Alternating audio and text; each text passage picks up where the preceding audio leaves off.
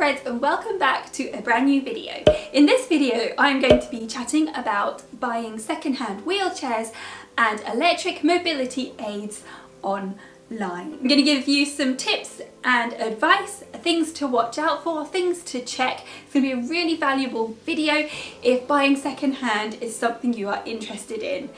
As you know, I bought a Batek second-hand. I got an absolute bargain. Batek's retail for around £4,000 to £5,000. I got mine for a little over £1,000.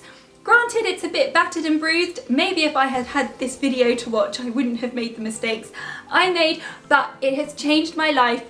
It works and I love it. A big thank you to all the people who left their advice over on the community tab and over on Instagram. You really raised some really great points. So now I'm going to talk about some places where you can look for second-hand equipment. So the first place that I can definitely recommend is Access Your Life. I know the guys who own the page, Lauren and Felix. Hi if you're watching. I've met them out in LA. I've done some videos about Access Your Life before. None of it has been sponsored, but as you know, if you have followed my Batek journey, I found my Batek through Access Your Life. They've got loads of useful information on there. They can put you in touch with lots of people. You can put your name down for equipment that you might be interested in and they can let you know when something becomes available. Another place you can look for Bateks is Cyclone Mobility. They have second-hand Bateks up there occasionally, and sometimes I'll share their posts as well. They are very, very sought after because if you get them through Cyclone, they come with a year's warranty. They've all been conditioned and checked by the engineers and they'll fit them all for you. If I had known that Cyclone did that before I got mine, I probably would have got mine through Cyclone. Sorry to interrupt, I just wanted to make it clear that this video is not just about buying Bateks. This video is about buying anything mobility aid related online, from sports chairs to hand bikes to Bateks to all sorts of wonderful electric add-ons and wheelchairs too, so keep watching. You can look online on places such as Gumtree, Spock, eBay, Facebook marketplaces, but first of all, let me give you some advice if you are looking to buy second-hand online. First of all, never be afraid to haggle. No matter who it is, I never like to pay the full price. Will you take £500 for it? No, is the first thing they're going to come to. So always ask with an open question. What's your best price? They can't say yes, they can't say no, they have to give you an answer. Don't be afraid to walk away. It's really, really lovely, but I'm gonna have to think about it. I know sometimes if you're traveling a long way, maybe just go away for a few hours to have a drink and something to eat. Loving it once it was going. We were tearing around. So good. And we have at Pevensey Castle for a little think and something to eat. We did think about it and then we went and got it a couple of days later. I text him, we're on our way. Okay, we got it. It's in. Sean's putting it in the car. And never feel pressured into buying something. They are a genuine person selling mobility aids. Hopefully they'll have some kind of idea. 100% honest with you, this is no lie. It took me a week to get it how I'm doing it now. Realise that it's a very personal thing. It's something very personal to the individual as to whether it's going to work for you. If someone asks you to do a bank transfer before even seeing the item, walk away or roll away. It's probably a scam, and never let the person selling it say, oh, I'll set up a courier, because that's probably a scam. Set up your own courier or go and collect it yourself. Have a look and sort of get a feel for where it's from. I have had someone come to me and say, oh, what do you think of this Batek? It came with no docking bar, and it was being sold from a scrapyard. Now, I'm sorry, but that sounds like it's probably been nicked or stolen. If you don't know what nicked is, I think nicked is the English term for stolen. Has it come from a home? Can you go and see it in someone's home? Is it, is there like a backstory to it? Now I'm going to talk all about what to do when you have found something. And not just electric things, I'm talking about hand bikes, basketball chairs, etc, etc. First of all, if it is battery operated, try and find out if it holds its charge, how old the battery is, how old the item is. Then also ascertain as to how old the chair or the add-on is. Is it 10, 15 years old and on its last legs? Or is it only a couple of years old? If it's really, really old, you might not be able to get parts for it anymore. Which leads me on to another great point, is if you're buying something that is like 10 plus years old, you've got to be prepared for the fact that that might only last you a few more years and then you may have to replace it. Try and have a go. When I bought my Batek, I was able to go and have a go and try and work out the docking process.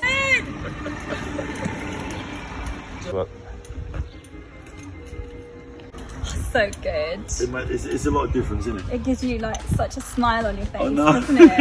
That's what you were saying. Feeling wasn't it? the wind in your hair. Make sure you can transfer in and out of it safely. A handbike, for example, from what I have seen, are quite low down on the floor, so it could be tricky when you come to try it. Do you want me to hold this steady? Yeah, that would be Okay. good. Is it That's okay, it's okay, it's okay.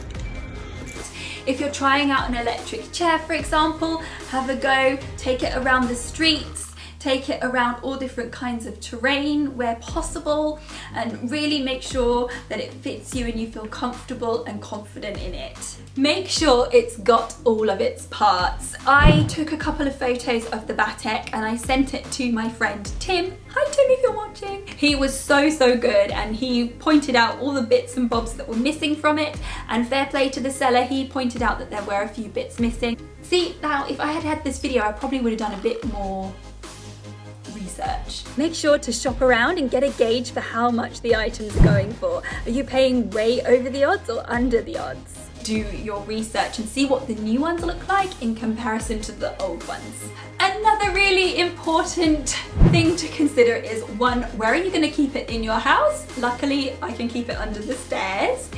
2, can you get it in and out of your house? And 3, can you get it in and out of your car if that's something you need to do? Put it all in the car. Yeah. Sure, I can do it though, can't you? That's just the dodgy wheelchair.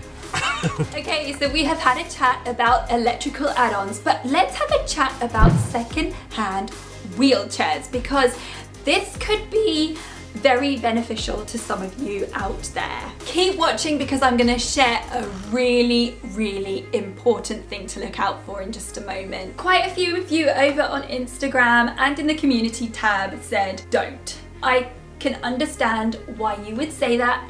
And for someone like myself who is a full-time wheelchair user, tiny measurements that might just be out and things that aren't completely 100% set up for you might cause you a lot of damage in the long run.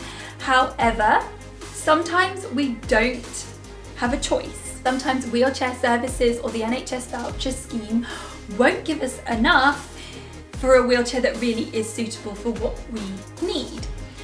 So a second-hand wheelchair might actually only be your only option. And there are some good bargains to be had. I saw 2 almost brand new RGK wheelchairs for sale on a spinal cord injury page. One of the chairs had hardly been used, so for the right person at the right time, you could get something really good.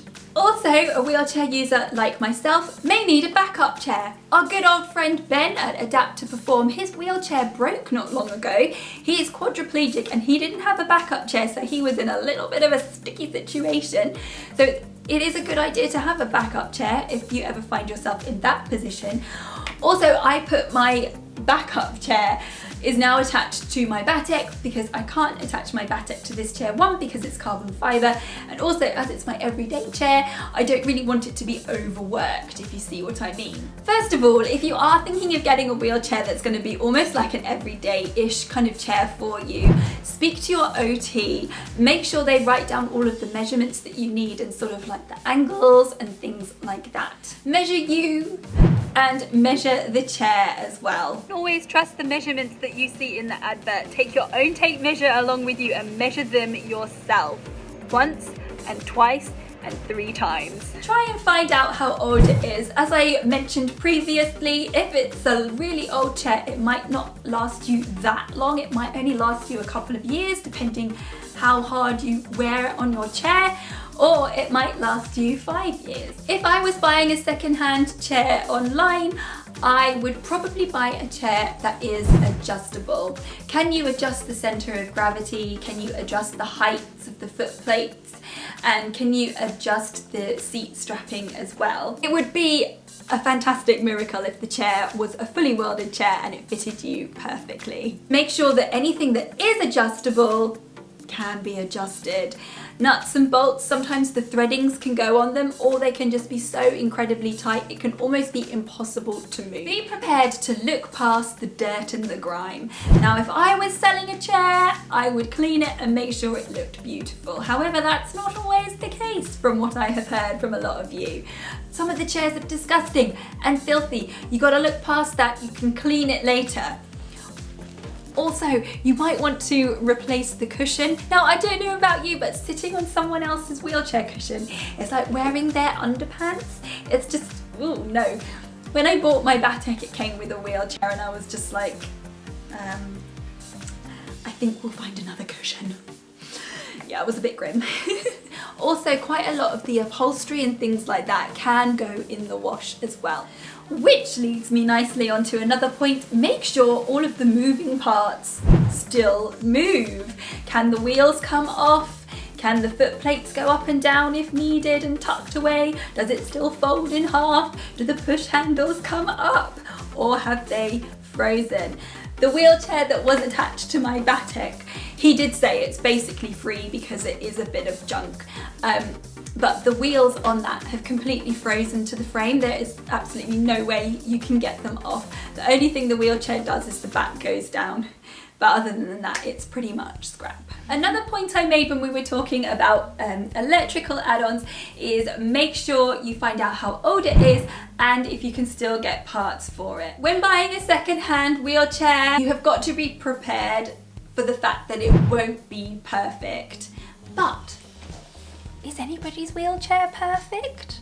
I mean, it might be perfect for the first 2 or 3 years, but then, I don't know about you, we do change. As you know, I've had this wheelchair nearly 5 years and there are things that I would definitely change now.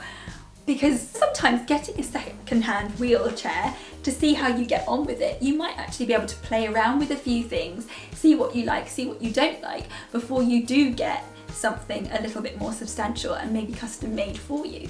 Oh, there's an idea. Now, this is like an Easter egg, hidden gem.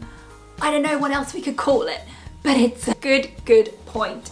Now, if you are buying a second-hand wheelchair or even electric wheelchair, make sure you look out for the NHS sticker. I have heard a couple of stories where people have gone to buy a wheelchair for £200 to £500 only to get home and discover that the wheelchair belongs to the NHS. It's very naughty and you shouldn't do it. You should send it back to the NHS because that's who the chair actually belongs to.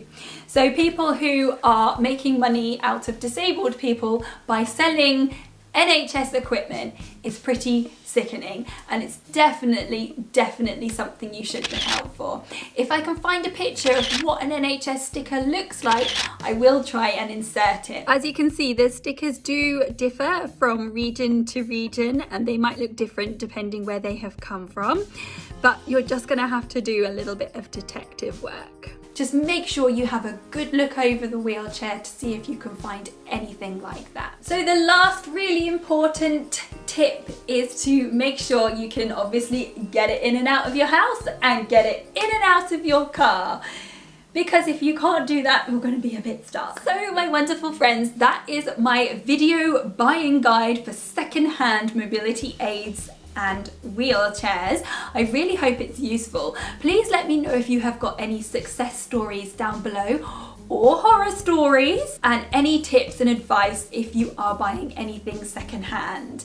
Thank you so much for watching and I look forward to seeing you in my next video. Bye!